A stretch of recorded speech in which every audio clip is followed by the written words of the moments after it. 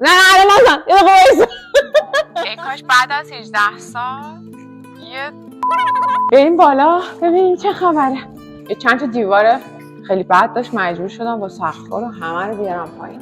اینجا من سقف‌ها رو همه رو بردم پایین به خاطر اینکه خیلی پله بود.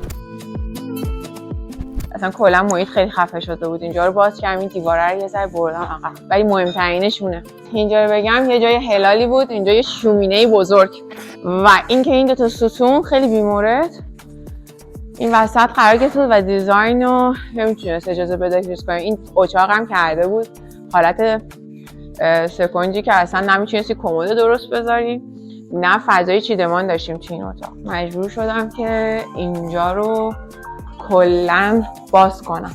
باعث شده بود که نه کمد داشته باشیم نه چیدمان اتاق مستر رو داشته باشیم. مستر خیلی کوچیک‌تر آورده بودم. مجبور شدم که اینجا رو باز کنم که این ستون رو بدم تو دیوار.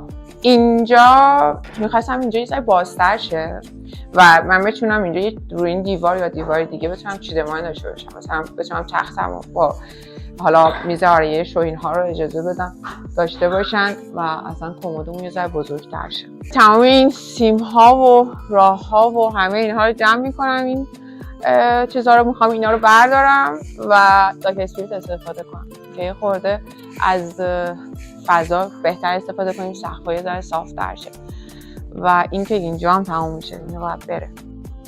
البته که حالا براتون برای اینجا حرف دارم ولی ریز میگم حوصله‌تون سر نره. همدیگه خواهیم دید دوباره به زودی. اوستا بزن.